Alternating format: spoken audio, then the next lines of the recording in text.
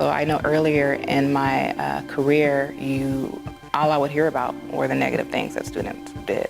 That's what people were talking about, because those were all the problems that we were actively trying to solve. We had students who might need supports in academics. If that's the case, they get very targeted and specific supports that they need to feel successful in school. But when it came to behavior, we didn't really have a tiered approach in providing the resources needed.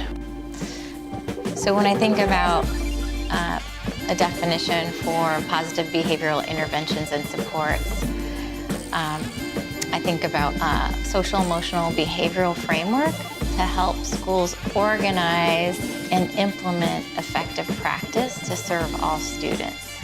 And PBIS is really implemented in like a layered approach. We assess readiness for a school. Is there an administrator that is going to be actively involved in the implementation? Can they identify a representative team? Does that representative team reflect the students that they serve? Also, does it have a parent or family member or their community members involved? Before PBIS is implemented, we would try to go out and do a baseline measure. We interview students and staff members.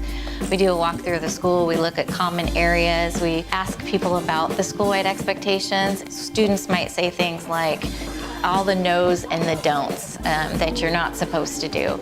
But when PBIS is in place, then students say, our Cougar code is being respectful, responsible, and safe. Or they can talk about the 3 to 5 expectations that are in place. Here at Rainier Beach High School, it's the Beach 5. We utilize them in really everything we do. It's the standard that we live by. It's our human values. It's how we operate. It's how we interact. And we have a process to help recognize and reinforce those values with our students. So when student behavior is interfering with learning, what are the expected response systems of each and every staff member so that we have consistency and we aren't responding in a reactive or punitive way? So even at the universal level, we come back to using our data for decision making. But even at that level, we aren't looking at the student as an individual. We're looking at the context at which behavioral incidents are occurring. So if they're occurring in the hallway, is it all hallways or one?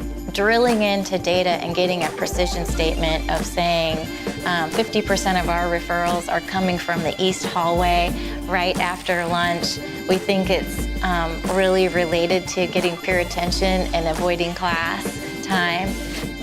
So schools will do very small things like having teachers at the threshold of their door greeting students. And so more supervision and more relationship building with students might decrease behavioral incidents in the hallway at that time. The long-term vision for, I would say, within the school buildings is we want to reduce opportunity gaps.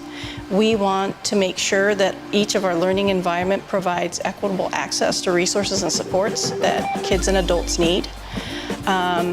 So that families don't have to worry about being able to send their kids to a reputable school versus a school that's not so reputable. We want to remove that. We want all schools to be able to provide the same, regardless.